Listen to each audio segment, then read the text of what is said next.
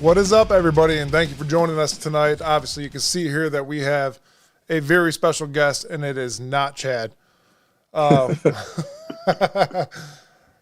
Stump Mitchell, how are you doing tonight, man? I'm great. Thanks for having me, guys. Absolutely. Thank you for joining us, man. We wouldn't have this any other way. You are a Cleveland icon that everybody just adores in this city, and that's something that's never going to go away, I don't think.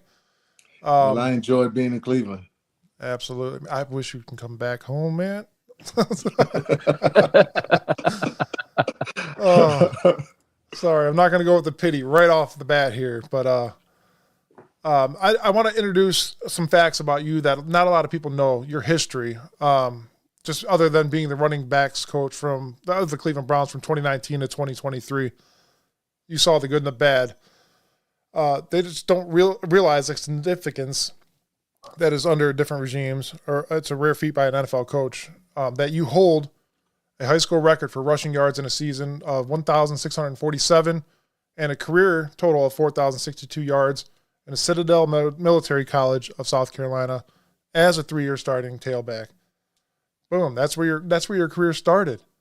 Not a lot of people know that. And then, your best statistical year in the pros was 1985, man, when you drilled it for 1,006 yards with 7 touchdowns. That's big. 1985. That's when I was born, Stump. 1985. You were my hero out of the womb, man. Yeah, great year. In the 10 NFL seasons, he rushed for 986 times for 4,647 yards. He scored 32 touchdowns and has the second most all-purpose yards in Cardinals franchise with 11,985, just behind future Hall of Famer Larry Fitzgerald. You and Larry friends? Yeah, absolutely. Larry's a great guy. It took him a long time. Took him a few years to surpass me. I was actually had the opportunity to coach there in Arizona with Larry as a player. That's awesome, man. And it's quick math, but that's a pretty easy math. That's pretty good yard per carry average that you were able to hold on to through that career. Well, that's kickoff return, punt return, receiving, rushing. That's everything. That's your total yards. I was like, oh my goodness. But you get in where you fit in. You know what I mean? Absolutely. And be happy about it. So for all that don't know, he served 9 seasons with the Cardinals from 1981 to 1989. 1 season with the beloved Kansas City Chiefs in 1991, and then 1 season with the Arizona Rattlers in 93. You had a great career. That was through the move with the Cardinals. Is that correct, Coach? Yes, absolutely. St. Louis? Okay. Yes. That is awesome.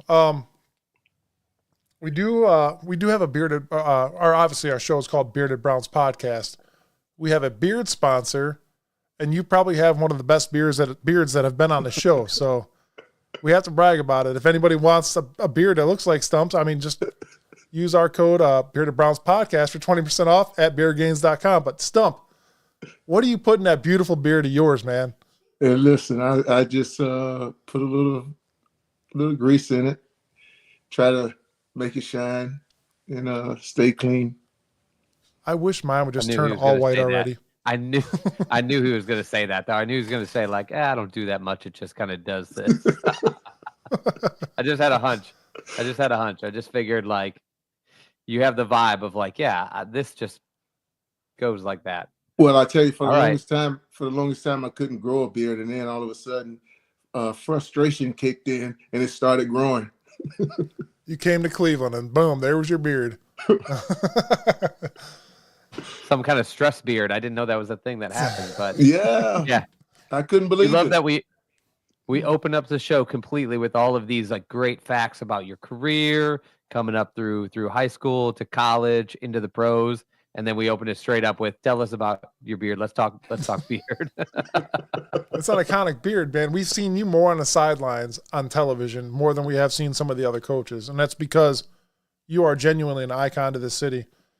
You've dealt with the good and the bad. You've dealt with high times, low times. You've dealt with it all, honestly. And you are an icon, and you're not going to be forgotten here. I want to tell you that before we move along here. You are an icon. I appreciate it. I enjoyed my time there. Absolutely. Just come back now. We've already got that out of the way. See you tomorrow. No. So we're All going to get right. on to the questions. Chad, go ahead and feel free to ask away, buddy. Yeah, let's get it started. So, so it sounds like you've done it as a player at a lot of levels. You've done it at a coach at multiple levels.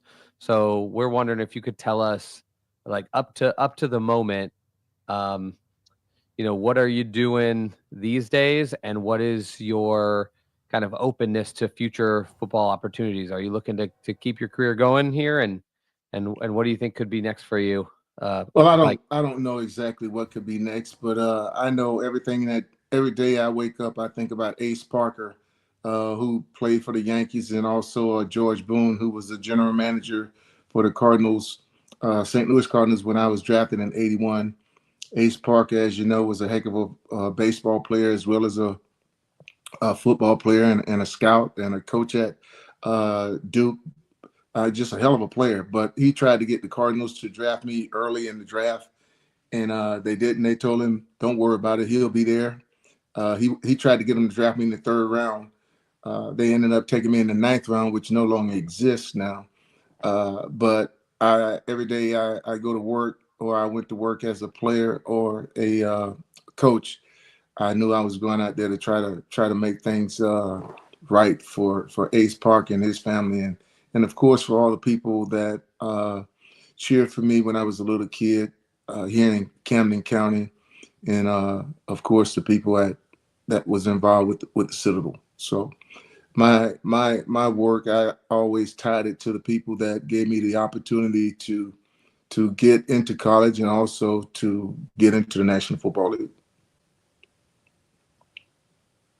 That is an awesome story. Heartfelt. If besides Citadel, what is your favorite college football team right now? That's just a off the wall question. Well, I would have to say it was Alabama when Coach Saban was there because my son went to Alabama. I got all the respect in the world for Coach Saban.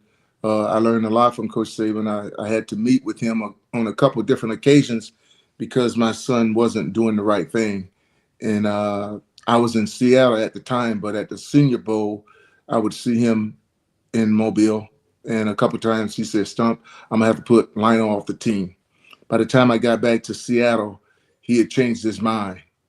That happened a couple of times. The third time, when I landed, he said, "Stump, I'm gonna have to put him off because," he said, "this happened at LSU. I told the powers that be, if I don't put this young man off the team, we'll never win anything." And he said we went on to win the national championship at LSU. He said, "Unfortunately, that's the same situation I have with Lionel. I understand things with these young men." He said, "But right now, Lionel almost have the pulse of the team, and if I put him off, then I think we can start winning some national championships."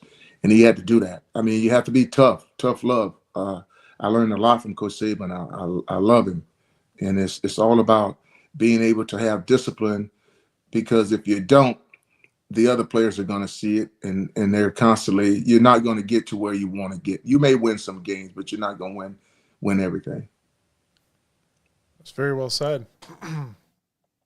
yeah, I think it's underappreciated by fans a little bit how tough, how difficult, how torn it can be to be an NFL coach. I think we look at it from such an outside perspective sometimes, and you might even see that in some of the questions where we just have such a like Madden level of viewing for these teams, coaches, players, where to them we just see them as like pieces of a game, and for you guys it's a job, and it's a lot of difficult decisions, it's a lot of hard hours, and I kind of appreciate having you and coaches on the show, because it's such a different perspective than I think what the typical fan really sees when it comes to the NFL.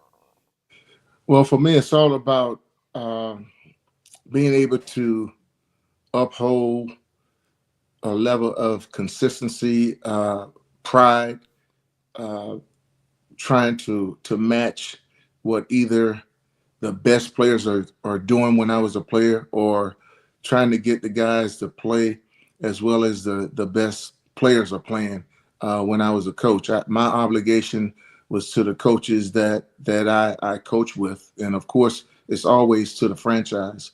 But I was trying to, being in Cleveland, I was trying to get the running backs to play as well as the offensive line, or as well as the wide receivers or the tight ends. My obligation was to Coach Stefanski and of course, to Coach Callahan, Coach O'Shea, Coach Pesson, of course, AVP, TC, to those guys, trying to get my guys to play as well as their guys were playing. Yeah, so you talked about that with coaching for the Browns there, and kind of working under Stefanski. So I was kind of wondering, you coach for several different NFL teams, and is there a major difference on how you had to approach the job for these different organizations and under different head coaches? Well, I think it was easy for me to approach every job after being under Coach Holmgren at Seattle, because he was a stickler. Coach Holmgren, he gave you a responsibility, and for me and the tight end coach Jim Lynn, our responsibility were short yardage runs and passes, and goal line runs and passes. And Coach Holmgren gave you that responsibility, and you had to make good for it. And for the most part, we did. But Coach Holmgren would also, you have to know him. He may not. You have to be able to gauge whether he likes something or not, because he wouldn't tell you to you could keep it in or take it out. But if it didn't work, you got the wrath. So I could kind of see some things on his face. I would have something in a meeting, but by the time we went to practice, because of that look he had on his face, I would have already taken it out and replaced it with something. I've seen him come down on some people, and I didn't want to feel that. Discipline's a big thing in this league, or any league for that matter. Absolutely. So this is a way back question for you. Sam, another member of our show, wanted to ask you, what did it feel like scoring your first NFL touchdown? Excuse me. Was it like different? Was it amazing? I mean, that was a punt return against Washington, correct? Yeah, absolutely. And wow, was that amazing. It was amazing for the simple fact that the scout actually told me this. He said, the only reason I'm here at the Citadel is because I'm on my way to go see George Rogers. You're too small and you're too slow to play in the National Football League. He was honest. That was his opinion. And I couldn't wait to play the Redskins. And fortunately enough for me, that was my first touchdown, and it was a punt return. But I was really fired up for that game. Nothing like proving everybody wrong in one play. Absolutely. A punt return. You're too slow. You're too small. Watch this. That is an awesome Well, fact. I hope this isn't redundant then, because I was going to ask what your biggest football accomplishment or moment was, and then specifically, in addition, that moment with the Cleveland Browns as well. I would say as a player, it was probably playing against Philadelphia. Unfortunately, Otis Anderson was injured, so it was my first start, and I think I ended up with 150 yards or something rushing like that. As a coach, it's always, for me, it's not coaching Nick Chubb's, Armand Green, Ricky Waters, or Sean Alexander. It's coaching guys like Max Strong, who was a fullback, and helping him to make the Pro Bowl, Leonard Weaver, Heath Evans, Dearness Johnson. It's seeing people like Case Keenum do a hell of a job when he was given the opportunity to. Those it's guys like that, Donovan People-Jones, who I can recall the touchdown right there at the end of the Cincinnati game. He had to put us up, and then also the punt return against the Texans before we went to play Cincinnati the next week. It's guys like that who really gets my fire burning. That kind of brings up the next question, and I'm going to add something to it. What players have made big impressions on you during your career with Cleveland specifically? But now that you mentioned all those other names, if you had to pick out a favorite running back, one that you meshed with so well, that just you knew was your guy, who would that be? Well, Nick Chubb is everybody's guy. You know, all you have to do for the most part is sit back and watch Nick go to work. But Nick is a quiet guy, but he's a storm at the same time. You know, and what I noticed, the one thing about Nick was sometimes he was cutting a little too soon. So that was the main thing that I had to work to try to get Nick to realize. That's why it was so disappointing the year that he got hurt, because the first game and until the point in which he got hurt, he was averaging over 6 yards a carry. And he was so patient in the first game we played, and he was just as patient in the second game against Pittsburgh. There was no question that probably was going to be his first 200-yard game, because it was still the first quarter and he had over 60 yards. So Nick was just a phenomenal player. I guarantee you, he caught more balls on the jug machine than the wide receivers. After practice every day, he was going in there on the jugs machine. Didn't get a lot of passes, but he had a hell of a reception a year before on a deep ball before I got there, his first year. He had great hands. We just didn't use him a whole heck of a lot in the passing game, other than screens. But he worked extremely hard at it. Yeah, that's a big part of Cleveland right now. Honestly, with everything that's going on with Nick Chubb, you leaving was tragic to Cleveland, and now the other part of the running back crew of Cleveland might leave.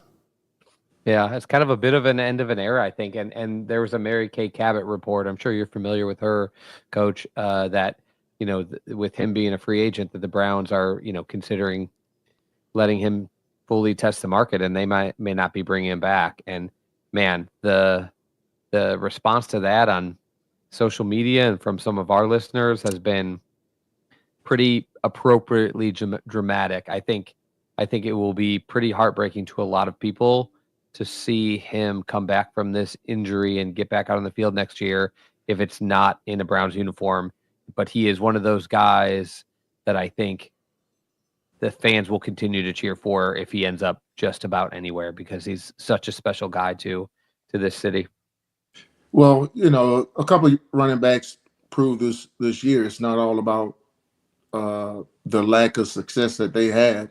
Saquon, going to the Eagles, where they had a hell of an offensive line, and he had a heck of a season. And Derrick Henry, I was hoping Derrick stayed in Tennessee with Coach Callahan, but he went to the Ravens and had a monster year as well. So if Nick can go someplace where the offensive line is pretty good, then I think he'll be okay. No matter whether you're a running back or a quarterback or a wide receiver, if you're a skill guy, you need offensive linemen to be able to do their job. And unfortunately, this past year, because of the change in philosophy, both in run and pass, and the lack of health by that offensive line going into the season, going into training camp, those guys were not as effective as they needed to be. Right. Yeah, we're big on linemen. We're big on linemen on this show, and you were speaking Mike's language for a minute there when you mentioned the trouble that the running backs had this year based on line issues. Yes. I'm going to hit some of these comments real quick. Jen says, Mr. Mitchell, you are a legend. I'm a huge admirer. Happy early birthday, sir. Thanks. James says, the coach with the most iconic beard, one of the best running back coaches in Cleveland, and a dog on the football field. Browns fangirl says, best beard ever. All right, on YouTube says, great beards and football, loving it. Thank you guys for the comments. James actually had a comment or a question for you. I will get to that here. Where did it go? Where did that question go? I just saw it. What was your favorite moment playing in the football field, on the football field ever? Your favorite moment? I guess really in order for me to make the team, I had to perform on special teams. And coming out of the Citadel, being a 9th-round draft pick and not being really liked by the running back coach at that particular point in time, there was no free agency. Guys were in 81 during those years, guys were usually on the team forever. Unless you was a 1st-round draft pick or a 2nd-round draft pick, you didn't just have the team made. And there was no free agency or anything like that. So me coming from the Citadel, playing big boy ball at that particular point in time, now in the NFL, I ended up getting a dang on turf toe. So I missed a couple weeks of practice. Fortunately, preseasons was like 6 games for the most part. I mean, just long. And the last game, I returned a kickoff back against the Bears for a touchdown, and that's really the thing that solidified me of having the opportunity to make it in the NFL. Man. Impressive, mate. It's a good example, making your way on special teams, doing something special, even in a tough circumstance, and then getting to ride that into some real playing time and a pretty nice career. Moving on, as has been mentioned a few times, you are kind of a favorite for the Browns fans. They just appreciate your demeanor, your candor, the way you approached a running back room that everybody just kind of cherished. And it was a huge shock to us when you were let go. Obviously was not due to poor performance. Your running back groups tended to perform great, especially when you look at some of the guys that are not Nick Chubb, who eventually moved on to some other teams and just did not have the kind of success that they maybe had under you with the Cleveland Browns. So given that, did you have something that you attributed the change to? Or in other words, is this just part of that, quote, business of football that you always hear about? Or do you think maybe something else was in play, that this was a little bit of a unique scenario? Well, there's a couple things. I mean, first of all, I take a look at T.C. McCarthy.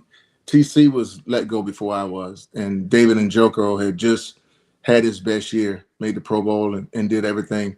And T.C., our first year there, was the quarterback coach, and we went to the playoffs. So, I mean, to work with Baker and get us where we needed to be, and then be moved from a quarterback coach to tight end coach in the next 2 years, we failed to live up to what we did when TC was the quarterback coach, but he got David Njoku to the Pro Bowl and had his best year. And then Alex Van Pelt is just an unbelievable guy. Did a heck of a job with the quarterbacks, and did a heck of a job with the offense. For him to get let go, it's beans for me getting let go. And Bill Callahan, just unbelievable. I mean, the offensive linemen, they played every position across the board. Those guys were able to play every position. We moved Joe from guard to tackle. Some of those guys from other positions to a tight end position or to a fullback position.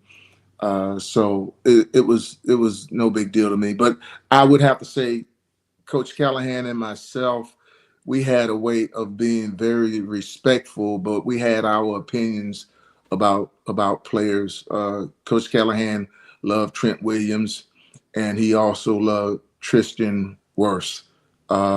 And we went different ways on those guys. I loved David Johnson. I love David. I had David in Arizona, and he played with Deshaun in with the Texans. So I was always throwing David's name out there to Andrew and the people when we had meetings, and respectfully, because he was a heck of a guy. I mean, David could have been 1,000-yard receiver and 1,000-yard rusher. He missed the receiving portion because he got hurt the very last game we played, and he wasn't able to get the necessary yardage that he needed to get 1,000 yards receiving. But he was a hell of a player, and he and Deshaun had played together in Texas, in Houston. So I wanted him, you know. Plus, he was just an unbelievable young man. So, I'm sure Andrew got tired of hearing me bring up David's name, but all I was trying to do was make us better as a team, respectfully. And I know when Coach Callahan brought up Trent Williams and Tristan Wirth, that's all he was trying to do to make us better as a unit. Coach, you might be the best guest ever because the way you answer questions, you lead it right into the next one. It's like almost spot on, perfect. Excuse me. The next one is there was an article written by Jason Lloyd suggested that Coach Callahan's leaving was partly due to the firing of the coaches that year, including Alex Van Pelt and yourself. Is this a real story? Do you think this once in a lifetime opportunity to coach with the support of his son, to coach with his son as the first head coach was a major factor in him moving on? You know, I couldn't answer that question because I don't know. I really don't know the answer to that question. Of course, he would have loved to work for his son. I can work with his son. I can tell you that 100% he would want to do that. Now, if I was a general manager and I got Bill Callahan, absolutely not. When your contract is up, you can go work for your son. But Bill Callahan, oh no, I'm not letting him go. I'm not letting him go. Now, everybody can be bought. There's a price. Now, if Tennessee want to give me a couple first-round draft picks for Bill Callahan, then I'll let you go. But I'm not going to be your friend and let you go. You can be pissed off with me for a year, but I know what I'm going to get from you. You being pissed off is not going to stop you from going out there and do what you do, coaching them dang on players, because he lived to die for that. So we may not have had to talk, but he wasn't going to walk free. No way. Especially with the offensive line coming back with the injuries that they had. There was no way those guys were going to be able to pick up a new system with not practicing. You can look at that stuff on tape. This is what we want to do. This is how we want to do it. But if you're not getting the reps to do it until it's really time to play in the regular season, it's not going to work. Man, thank you. Yep. Thank you. That Stump, that is what we have been wanting to hear. Something like that. Bold we all kind of had that question about the timing for that offensive line and that coaching change. So to piggyback on that, there's a lot of speculation that particular series of coaching moves, a lot of people feel like aren't the type of moves that Kevin Stefanski would have preferred for his team. And it's been said before, like he's got some say on the coaches that are brought in and let go. But I think a lot of people just don't think it all adds up that those are decisions that Kevin would have made on his own. And we know sometimes coaching is just a matter of having to do what the organization wants done, or sometimes there's an executive decision that's above you. You know, how do coaches deal with the fact that, you know, sometimes it's your room, but you're not in full control of every decision that's going to be made, and it doesn't always go your direction? Well, I will say one thing. Kevin will always say, if you don't stand for something, you'll fall for anything. If you don't stand for something, you'll fall for anything. What I do know about the Haslams is that they try to do everything that they, in my opinion, from what I've seen, and Mr. Haslam, he is a early bird. All right, he gets in that facility at 5:30 in the morning. I know because I'm there at 5:30. I was there at 5:30 in the morning working out, and he was there working out at 5:30 in the morning. The owner.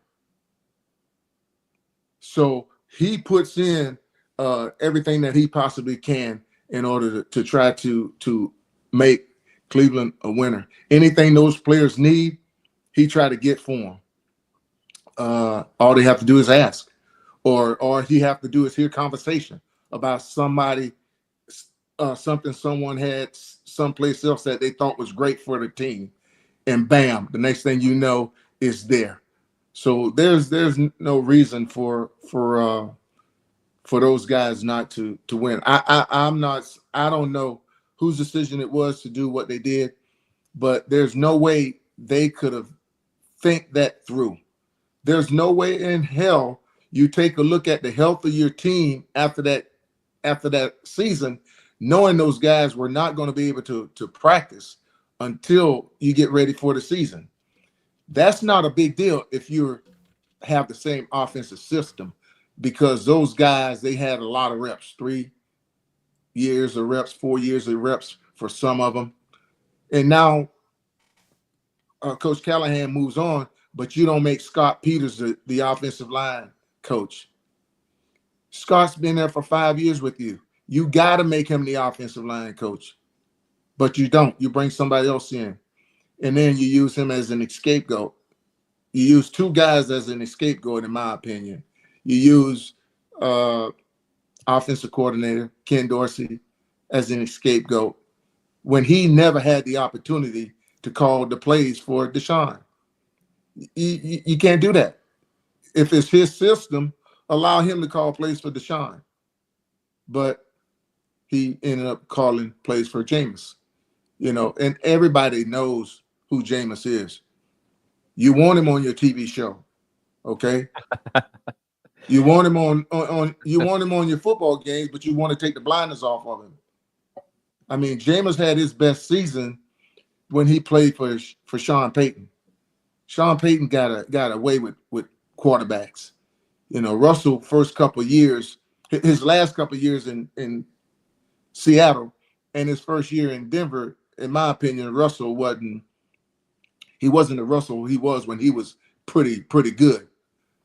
Because a lot of other things, in my opinion, from the outside looking in, seemed like football wasn't totally 100% for him. But then Sean got to him, and when he went to Pittsburgh, I think he still had some of what Sean instilled in him, playing for him.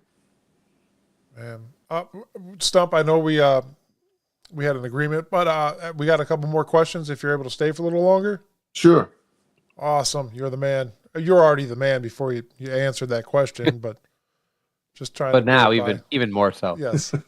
So in that same type of topic and conversation, so Watson was brought in here, and everybody kind of wants to know, who made that final call. Some say only the ownership can make a call on a trade that big.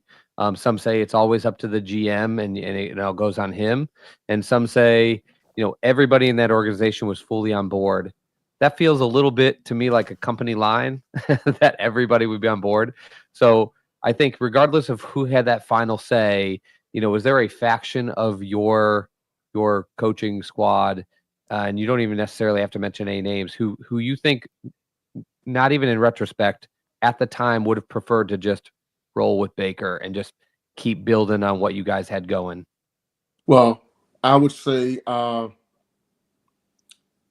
was on board. I think everybody was on board. I really think everybody was on board. Where I think we screwed up was that Kevin wasn't the best coach that he could be. Kevin tried to match skills with Deshaun, but Deshaun's skills came out when things broke down. Kevin needed to be the best Kevin he can be. Okay. you saw that when Deshaun went down and all the other quarterbacks went down, and then Joe Flacco came in. All Kevin did was call plays like he normally called. He just treated Joe Flacco and all the other quarterbacks just like they were normal quarterbacks. Didn't have to do anything special. Okay, we screwed Baker because we gave him the we franchise tag. We picked up Baker's option. Okay, we picked up Baker's option, and we had Case, who had won games for Kevin in Minnesota. Where Kevin screwed up there was we didn't play Case. He was making over $6 million a year. You don't want to play a backup that kind of money. All right. But now that you're paying him that kind of money, let him play. Because all the players on the team loved Case, just like all the players on the team loved Joe Flacco. All those guys rallied around Case. Case just didn't have enough opportunities to play. Baker had dang on every injury known to man, and we played him. Hell, he wasn't even practicing most of the times during the week. The last game that he played in was Green Bay. He went there on a private plane on Sunday. I think he had been away from the team about 8 days because of COVID. So he wasn't even practicing with the team. And it took all 4 of those interceptions that Baker threw in order for them to lose that game and put them out of the playoffs. Coach, yeah, everybody remembers that Christmas game. That was that Christmas game too, right? That Green Bay game. Yes, yes. That was a tough one. And coming from like somebody who does orthopedic rehab for a living, and it's kind of all about recovering athletes, watching Baker get his shoulder connected to his side and all taped up and have to change the way he plays and throws just to keep out there. That was a really rough season for me to watch through, knowing that I thought he should have got his surgery months earlier. Well, he didn't have to get the surgery. He could have just sat out and let Case play. He would have been much more healthier, and we would have returned to the playoffs. Because there's always a reason why you lose a game. If you can't face the reason why you lose a game, then you're never going to be better. Hell, I remember the dang on playoff game we lost in Kansas City. If we don't have one of these 2 things, if Nick Chubbs don't fumble the ball, okay, or the wide receiver, I won't call his name because I don't coach him. If he don't fumble the ball, if we just have one of those 2 things not happen, we're going to win that game in Kansas City. But can we bring up the dispute of the helmet-to-helmet contact in that game? Yeah, you're right. It was. Yeah. But they didn't call it. Right. Absolutely. It was definitely helmet-to-helmet contact. But they didn't call it, So I think the disappointing part is you get fumbles by guys that don't have fumble problems. Like just a really bad circumstance that those 2 happened. And I do agree with you. Like there's no telling for sure, but the Browns are probably rolling on to the next round if just something's a little different, some little butterfly effect change. Right. So, Coach, another thing going off the Deshaun Watson thing, I've told people several times on this show, and I'll stick to this. You can sit there and blame ownership. You could blame Andrew Berry all you want for picking up Deshaun. We haven't had ownership that's made that kind of leap in a long time to get a quality, supposedly elite quarterback that is able to do what we want to do, and that's win games. You pretty much settled that right now. Everybody was aboard. I think all of Cleveland was aboard except when the suspension stuff came along, but that we all knew that was going to happen. I think nobody, the fans of Cleveland, could just blame ownership or Andrew Berry because, like you said, everybody was all in on Deshaun Watson. Well, I think Baker, it's no question in my mind, Baker would have. And when Freddie Kitchens got fired, Mr. Haslam asked me if I thought we could win with Baker. And I said, absolutely, we can win with Baker. Baker had the right mentality, the right attitude, probably a little harsh for Kevin, but that's who he is. Baker was never given anything. He didn't come from riches as a kid. He he ended up leaving. I think Texas Tech is where he was. Yeah. Yeah, and then Yeah. he went to Oklahoma. Yeah. And won a scholarship there and won the Heisman and everything. But with Cliff Kingsbury was his coach then, and Baker wasn't his guy. So Baker knew what hard work, and he had to be stubborn at times. I mean, you're the number one draft pick. You don't have to do that, but you've been doing that for the past 4 or 5 years, in order to get where he got to. And I think he rubbed them. He was tougher. I would say had a tougher mentality than Kevin. Deshaun was easy, laid back guy when you talk about demeanor, but that wasn't good for us because all Kevin needed to do was call the game like he called it in Minnesota, or like he called it for Baker and Case and those guys, and Deshaun would have been successful. For Deshaun to never have a 300-yard game under Kevin Stefanski is a tragedy. Yeah, I couldn't agree more. We'll move along here. Now that this season has passed, since you being apart from the Browns, what things that you think went wrong, generally just throughout this entire last year, and what would you start fixing for this program that clearly went off the rails? Well, it's no question. Andrew or whoever, they screwed up when they allow those coaches to leave. You just don't do that. You take a look at the health or lack thereof of your football team. That's what you have to do first and foremost. And you see what you got. Those guys, there was no way. Andrew, whoever, they manifested a 3-14. If they thought it was going to be much better than that, they were kidding themselves. There's no way you can bring in a new offensive line coach, a new offensive coordinator, and these guys not practice your scheme and you think you're going to be successful. The defense wasn't as good as they were in the past last year, and that's simply because they were on the field all the time. They didn't get much success from the kicking game. Had returns against them, missed field goals. I mean, it was just bad, and that was just a bad move to allow those coaches to go. Now they replaced me with a hell of a guy. They replaced me with a guy that's younger, a guy that Andrew had worked with, and a guy that probably never said David Johnson's name once. So Coach, he doesn't have a beard either. It's not as. No. I understand that. I love Deuce. Deuce is a hell of a. When they hired Deuce, I called Nick, and I called DeErnest, and I called Pierre, and I told those guys, man, y'all got one hell of a coach.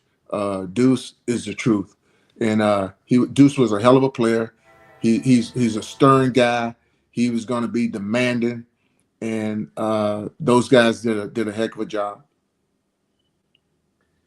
Yeah, the change in the running back room didn't quite look as dramatic as the change in in places like the O-line room, but we still missed you either way. Maybe we'll grow. Maybe Deuce will grow on us a little bit. Oh yeah, he will. Did. Okay.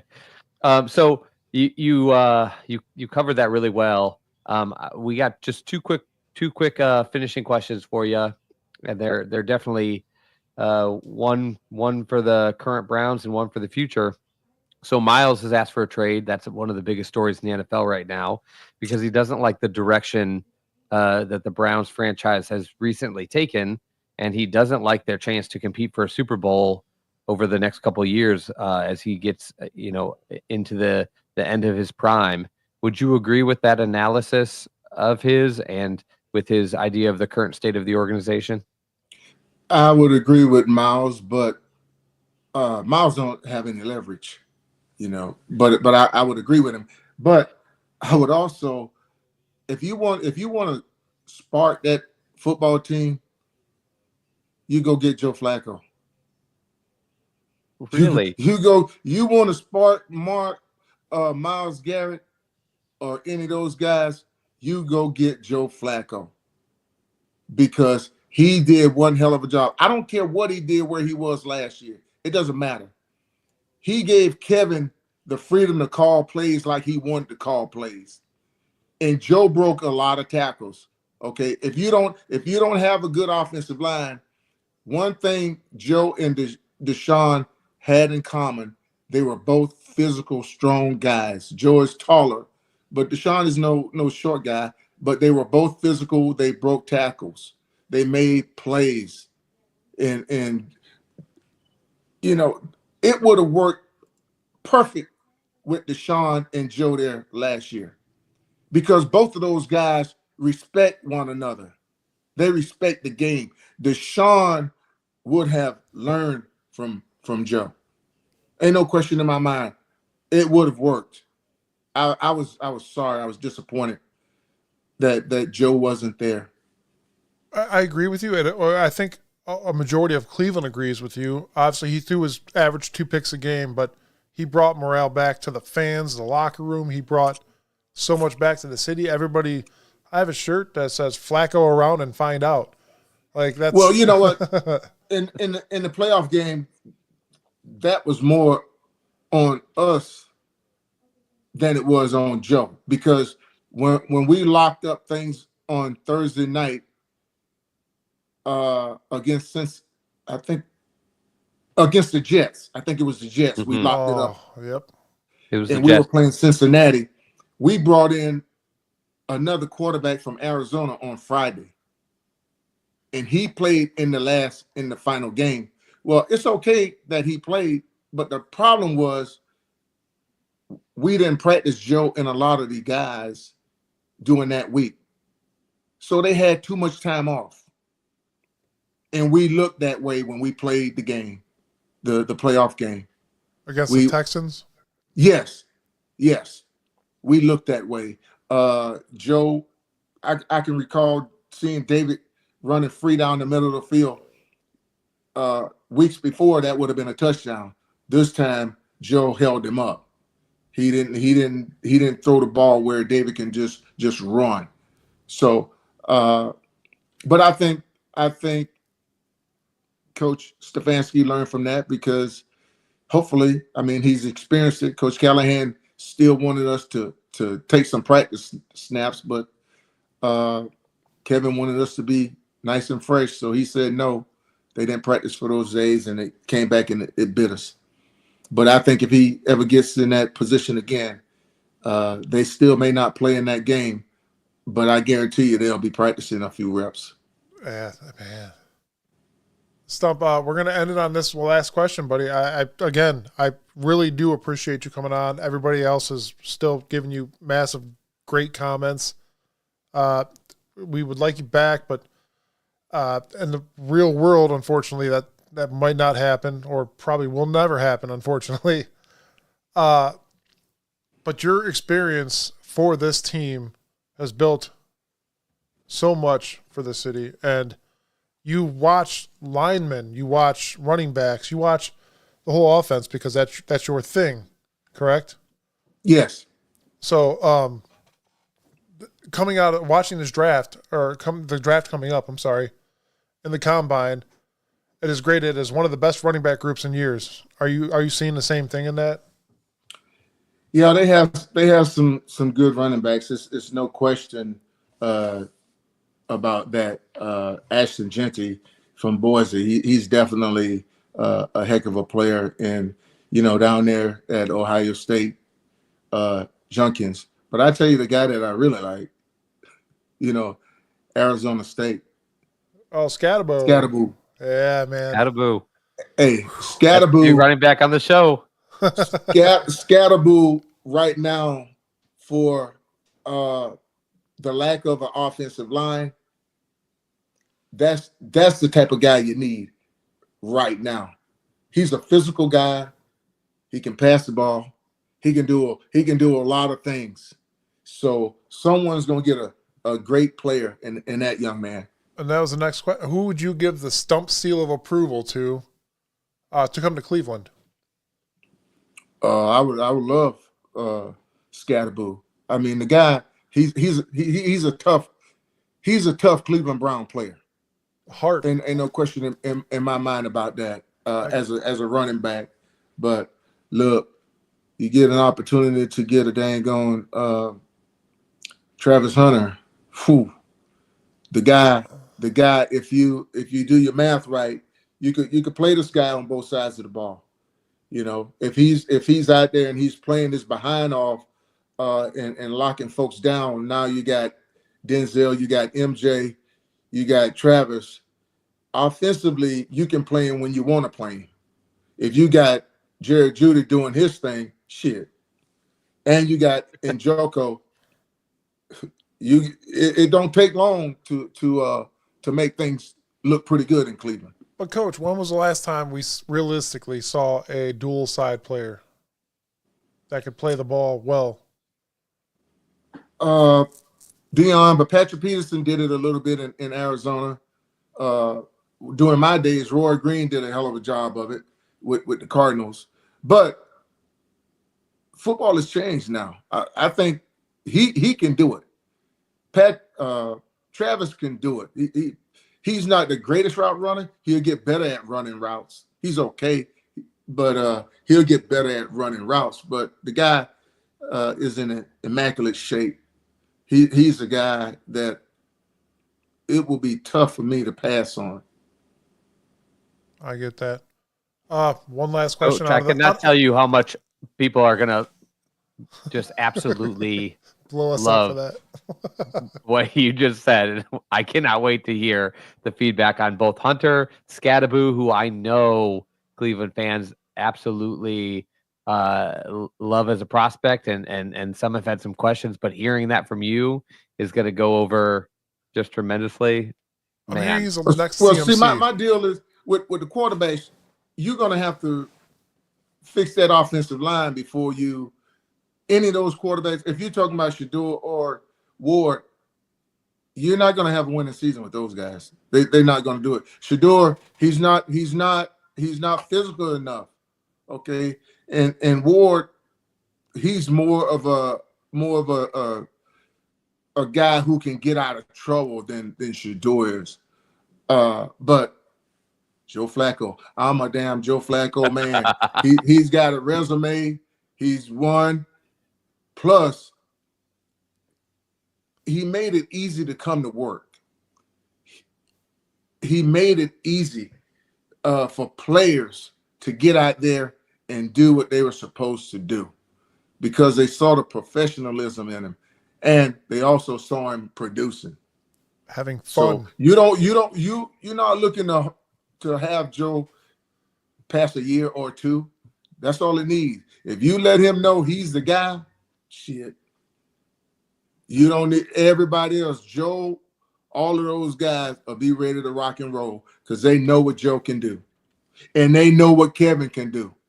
Kevin can go back to calling plays like he did in Minnesota. He don't even need to study no damn playbook. He can go, he can do it. He know what he know.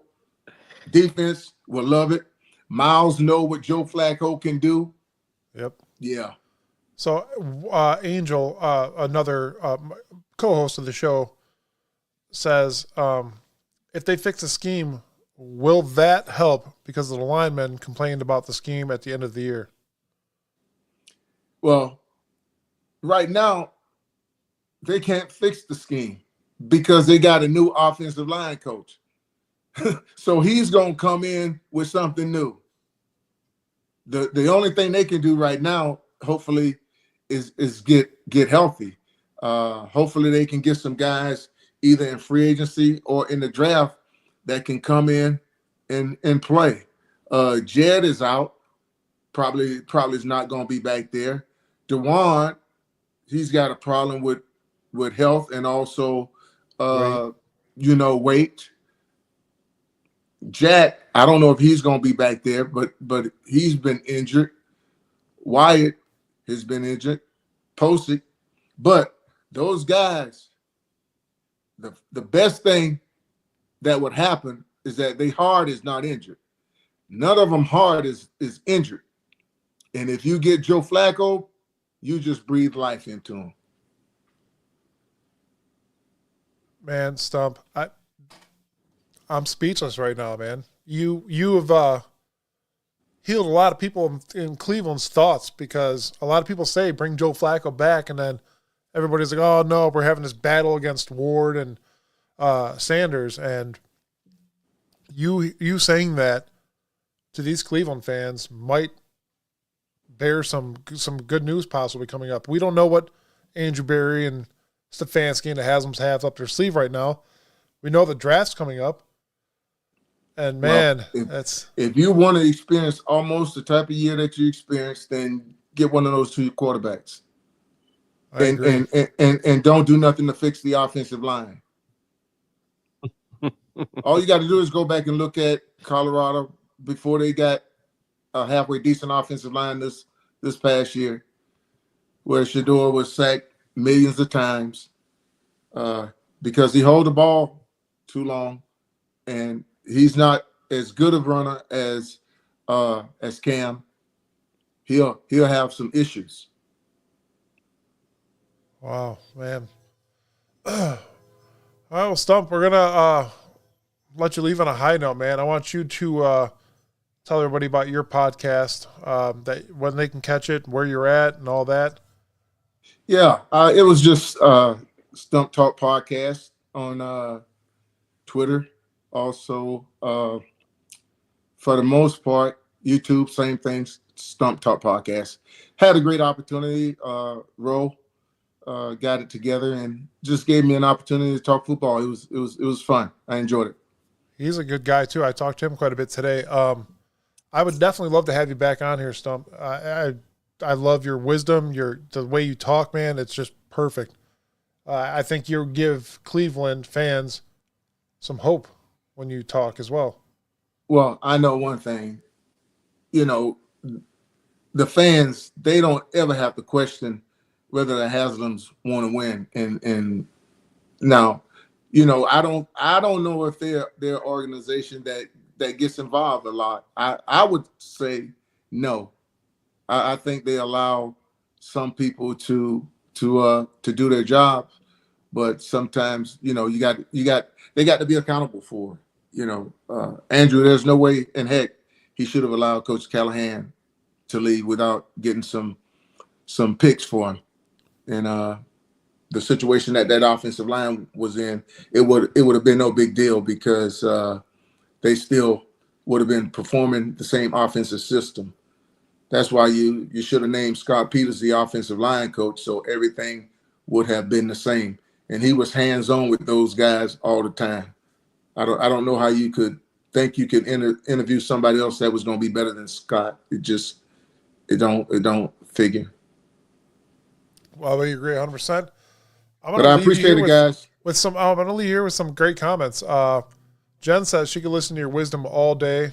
James says, thanks, Coach. Come on back to the show. Jen says, again, thank you so much. We hope to have you back on the show. Everybody loves you, man. You are not going to be forgotten in this city. I just want you to know that. Hey, I love Cleveland. It was a lot of fun. But yes, absolutely, man. Thank you again for joining us. We'd love to have you back on. If you're down for it, we would definitely do it. We'll definitely do it. Awesome. I appreciate you, man, so much. All right, guys. Take care. Have a good night, man. All right, you too. You take care. Best of luck going forward, Coach. Wow, dude. That was a lot to unpack there, right? So what an incredible beacon of information and wisdom at the same time. He knows this stuff so well, covering decades and decades, but he is just so easily understood with some of the stuff he said throughout the interview regarding the organization, and even a bunch of stuff that I have vehemently questioned the whole time. He's just quick to be like, nope, that's not it. That's not it. And so, there's a bunch of stuff on there that some of our followers on Twitter are going to be like, see, Chad, I told you. But I still appreciate having him on because it's so great to hear that from him rather than, fill in the Cleveland sports writer or like radio talk show host. It's just different. Yeah, we got answers tonight, and I like that. Some things that we've been earning to hear, if you will. So let's roll over some of them. Like number one, he sounds like he's a bit of a Haslam family fan. Like he recognizes some of the mistakes that were made, but it sounds like he appreciates the drive that they have to make this team a winner. Like at no point did he seem hesitant to like compliment that they are really pushing to find a way to make this team win. Not only that, he noted where Andrew went wrong with the team and certain things, certain areas. So that's huge, man. Yep, it's huge to hear too. That. He noted like where he thought the Kevin went wrong in terms of coaching Watson and Baker. Like he was not shy to say, and it doesn't sound like he's anti these guys. It just sounds like he recognizes where they made mistakes and where they will improve in the future. Like Kevin changing the play calling and the offense so much for Deshaun, or him sitting the guys during practice the final week of that Flacco playoff season. And so it also, by the way, talk about a fan on a guy that's on the Flacco flock. Like he absolutely, like fans of this show are going to kill me for being like, I was fine with moving on with Flacco. He's older. I just don't see like the long-term, positives of it. And he was absolutely just crushed that take as like, nope, Joe Flacco should have came back. He would have been more effective. He would have made it easier on Kevin, even with Deshaun here. And they blew that move by not having him back. Even James just said, back in my Flacco around and find out chant, bring him back.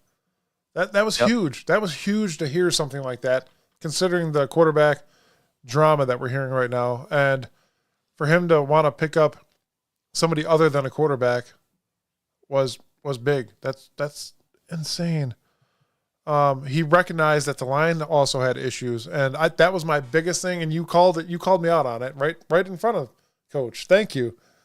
You're like, Mike would be happy to hear that. Like, yeah, I mean, because you've been saying it the whole time. So I only disagree in that, like, I don't think you just skip on a quarterback because you don't have the line yet. That just becomes your task. You trade, you scrap, you find line, or that's your task the next year.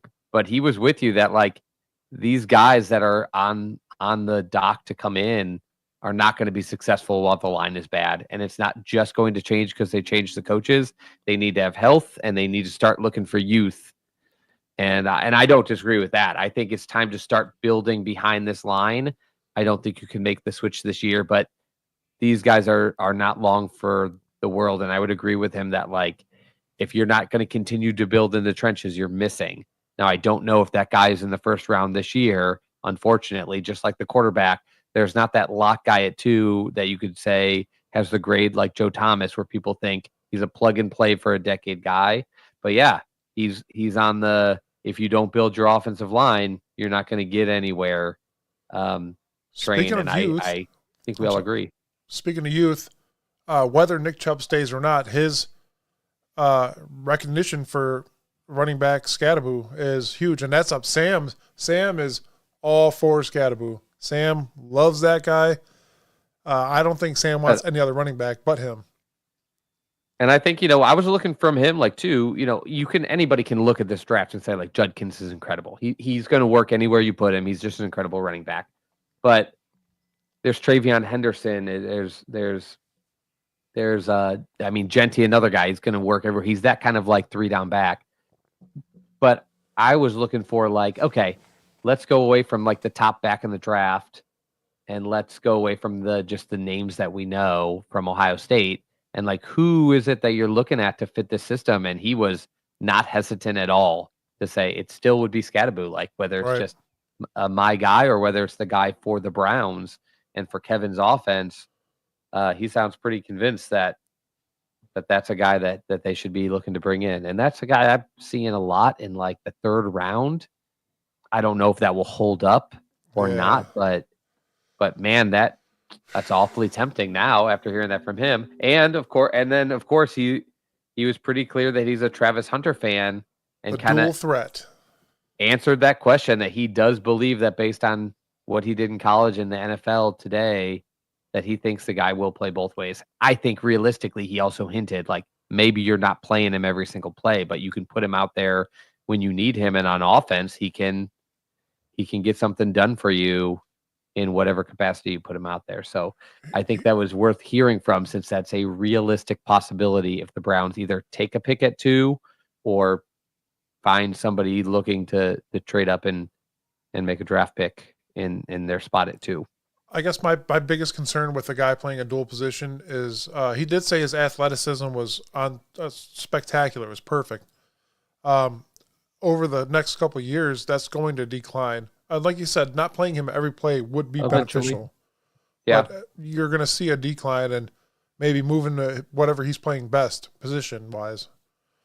Yeah, and one thing, so I've heard the Browns did make a statement at the Combine that Andrew Berry said he does see him as a wide receiver primarily, and then playing some cornerback. But I've made it kind of like my comment that, you got what, like 60 offensive plays on both sides of the ball. That's 120 snaps per game. But the Browns only play, I think, 3 receivers about 24 snaps a game. So you could legitimately play this guy on the defensive side of the ball and just add those 24 plays of the game. And maybe the guy's playing like 85-ish total snaps a game. He played about 112 per game through his Colorado career. So that's a huge, 30 play relief from what he was doing in college, and at a slower pace in a league that they don't allow too much contact against the cornerback or receiver compared to what they used to. So, I don't think he's a full-time player on each side, but coach seems confident that if somebody can do it, he can do it. And in today's NFL, I don't know, if this guy's giving you 80 or 90 total plays in a game, it's like getting a player and a half in the draft. And that's pretty huge, I think. So I'm going to go with some breaking news here. 1 second, I'm going to play the skit real quick.